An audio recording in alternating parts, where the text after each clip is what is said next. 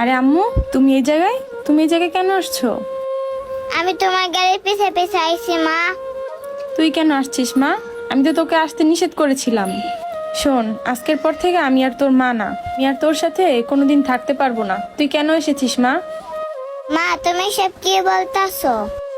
এই শোন, আজকে থেকে আমি আর তোর মা না, তুই এখন এখান থেকে চলে যা। এই, তুই এখনো দাঁড়া দাঁড়া এখানে কি দেখতেছিস? যা এখান থেকে। মা আজকে না আমি সারাদিন কিছু খাইনি। কি বলতেছিস মা? তুই সারাদিন কিছু খাসনি? আয় মা, তুই আমার বুকে আয়। মারে, তোরে নিয়ে আমার অনেক কষ্ট হয়।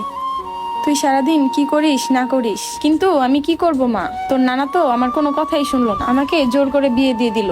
এখন তো আমি অন্যের স্ত্রী। সে কি এখন তোকে মেনে নেবে? কোনোভাবে মেনে নেবে না মা। শোন মা, তুই একটা কাজ কর, তুই এখান থেকে বের হয়ে যা। আমি তোকে মাঝে মধ্যে লুকিয়ে লুকিয়ে দেখে আসবো, তোকে অনেক মজা কিনে দিয়ে আসবো, খাবার কিনে দিয়ে আসবো। তুই এখন এখান থেকে চলে যা মা। তুই সারাদিন কেন খাসনি মা? তুই না খেলে যে আমিও কষ্ট পাই, সেটা কি তুই জানিস না? শোন মা, শুধু শুধু তুই পাগলামি করিস, তুই এখান থেকে চলে যা।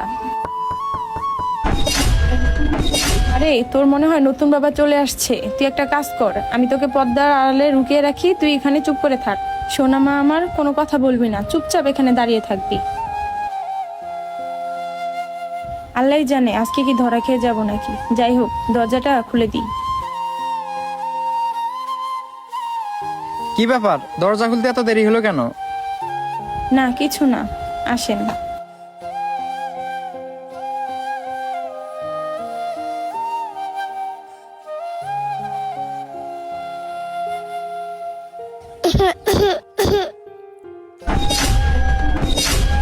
কি ব্যাপার, রুমের ভিতর কাশি দিল কে? দেখছো আমার বন্ধুরা কত ফাজিল। ওরা মনে হয় আগে থেকে রুমের ভিতরে এসে লুকিয়ে আছে, আর ওরা কাশি দিতে আছে। তুমি একটু ওয়েট করো, আমি দেখতাছি। আরে না না, রুমের ভিতরে কেউ নেই।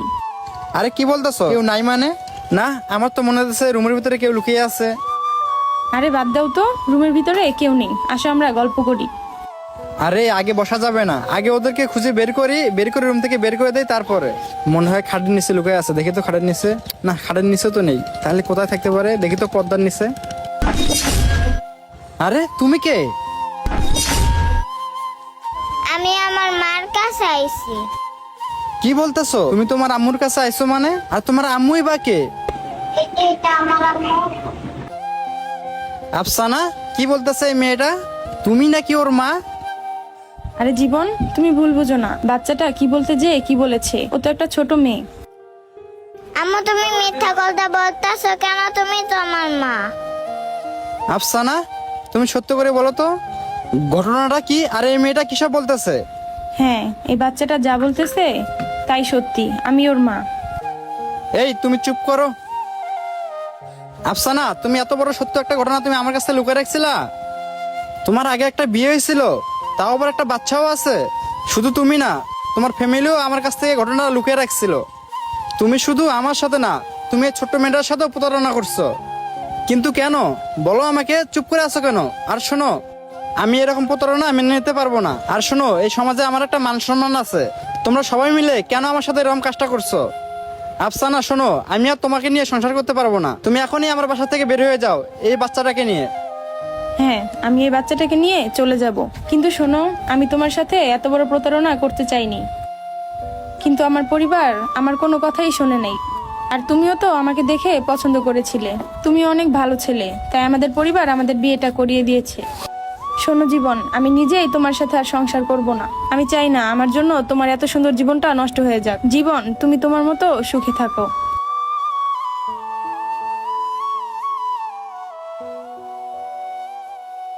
মা চল, আমরা চলে যাই। এই দাঁড়াও, তোমাদের আর দুজনকে কাউকে এখান থেকে যেতে হবে না।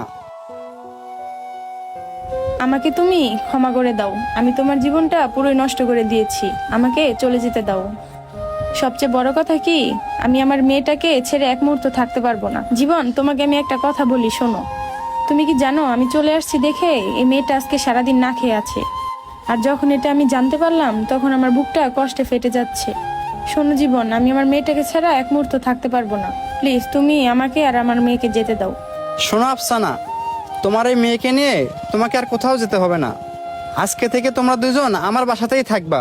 কারণ তুমি একজন মা, আর মায়ের কাছ থেকে সন্তান আলাদা করে আমি এরকম পাপ কাজ করতে চাই না। আমি তো এখন শুধু তোমার একটা পরীক্ষা নিতেছিলাম, তুমি শুধু আমাকে চাও নাকি তোমার সন্তানকে চাও, আর সেজন্য তোমার একটা পরীক্ষা নিতেছিলাম। শোনো, তুমি এখন আমার সেই পরীক্ষায় পাশ করেছো। শোনো, আজকে থেকে ও আমার সন্তান, আর তুমি একজন মহান মা। আর শোনো, আজকে থেকে ও আমাদেরই মেয়ে।